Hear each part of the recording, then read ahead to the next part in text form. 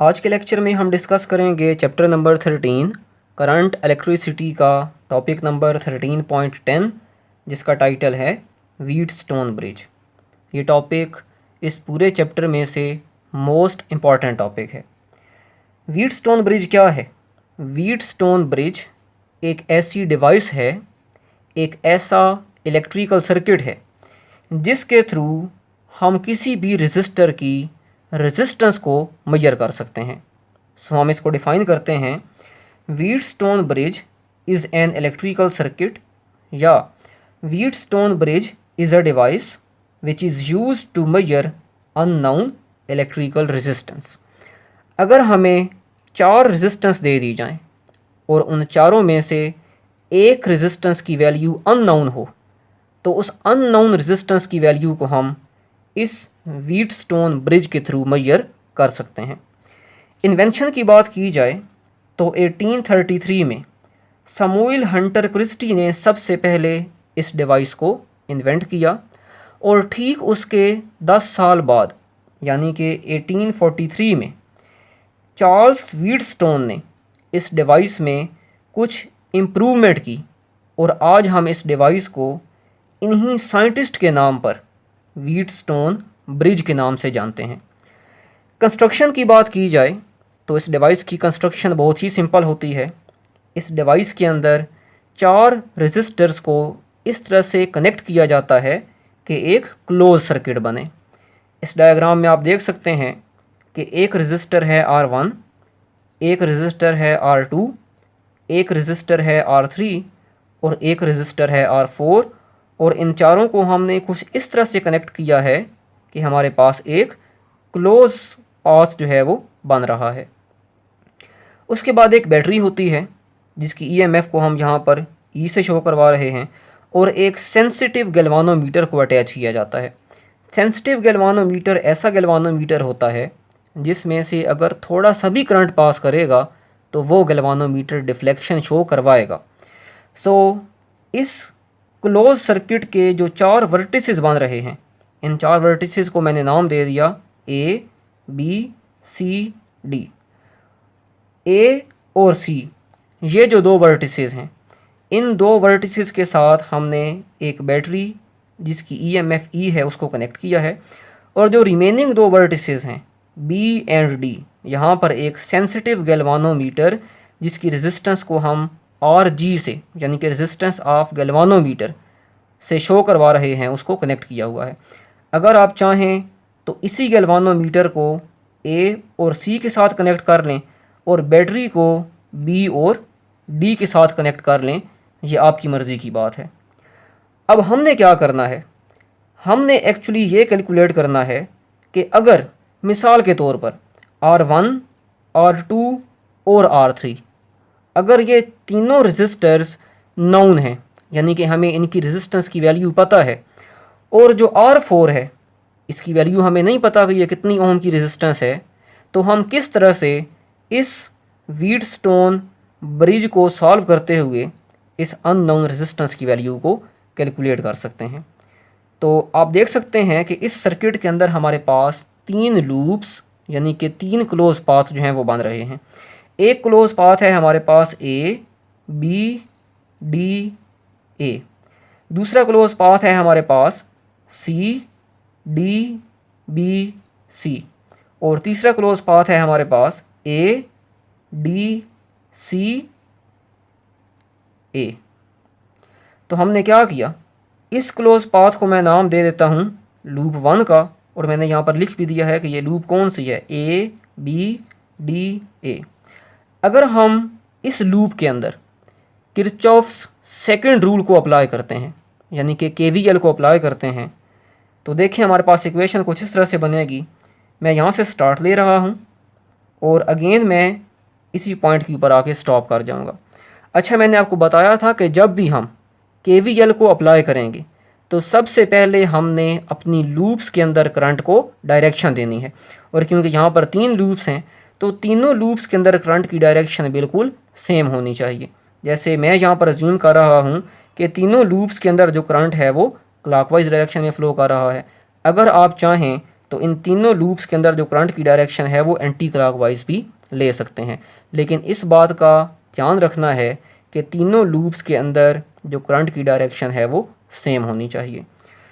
तो loop A B D A, इस loop के अंदर अगर आप केवीएल को अप्लाई करें तो इक्वेशन मेरे पास कुछ बनेगी -I1 R1,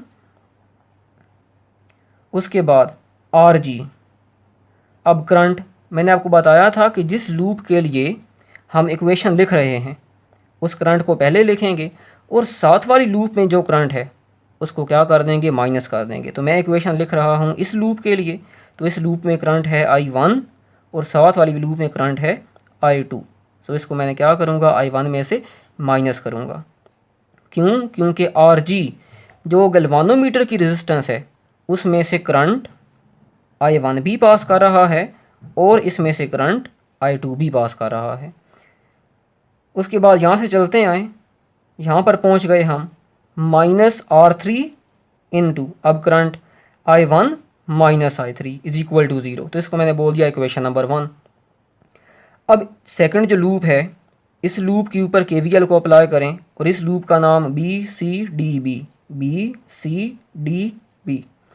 तो यहाँ से मैं स्टार्ट ले रहा हूँ -I2 R2, उसके बाद -R4। अब करंट R4 में से I2 भी पास कर रहा है और I3 भी पास कर रहा है। तो मैं इक्वेशन लिख रहा हूँ इस लूप के लिए, तो इस लूप में करंट है I2 और साथ जो लूप है उसमें करंट है I3, सो I2 -I3।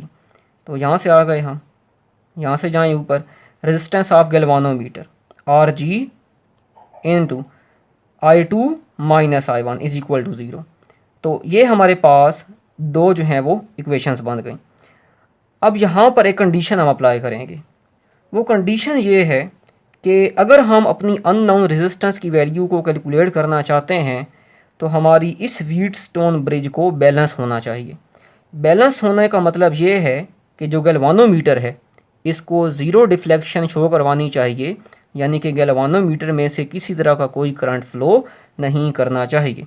आप देख सकते हैं कि ये हमारे पास करंट है I1, इस तरह से फ्लो कर रहा है, और ये हमारे पास करंट है I2। I1 और I2 इन दोनों करंट्स की जो डायरेक्शन है वो क्या है, अपोजिट है।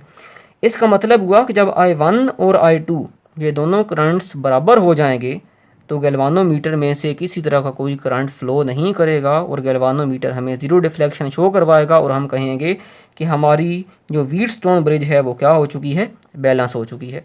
सो इसलिए हम कह रहे हैं कि when I1 is equal to I2 then galvanometer shows zero deflection and this condition is called balanced Wheatstone bridge.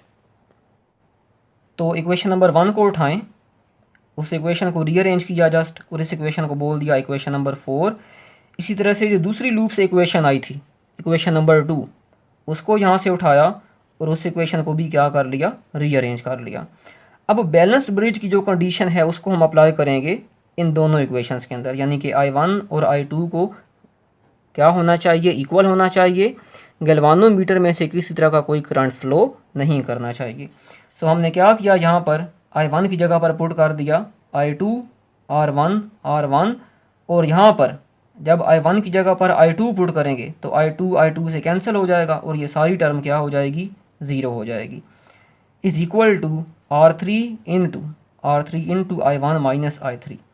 इसी तरह इस इक्वेशन के अंदर भी बैलेंस्ड ब्रिज की कंडीशन जो है वो पुट करेंगे तो -I2 R2 अगेन, क्योंकि I1 और I2 इक्वल हैं तो ये टर्म अगेन क्या हो जाएगी, ज़ीरो हो जाएगी, is equal to R4 into, और I2 को हम किसकी इक्वल पुट कर सकते हैं, I1 के, -I3। सो इस इक्वेशन को बोल दिया इक्वेशन नंबर 6, इस इक्वेशन को बोल दिया इक्वेशन नंबर 7।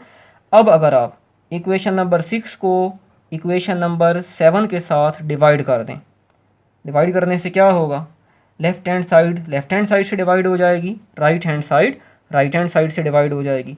सो डिवीजन के बाद आप देख सकते हैं I2 से कैंसिल, माइनस से कैंसिल, I1 माइनस I3 से कैंसिल हो जाएगा और हमारे पास ओवरऑल रिजल्ट क्या बचेगा, R1 divided by R2 is equal to R3 divided by R4। अब इस एक्सप्रेशन के अंदर जैसे मैंने स्टार्ट में बात की थी, मिसाल के तौर पर हमें R1, R2 और R3 ये वैल्यूज़ पता हैं और चौथी जो रेजिस्टेंस है इसकी वैल्यू हमें नहीं पता, तो मैं अज्यूम कर लेता हूँ कि मेरे पास जो R4 है वो अननाउन है और इसको मैं नाम दे देता हूँ X का। तो R4 की जगह पर पुट कर दिया X।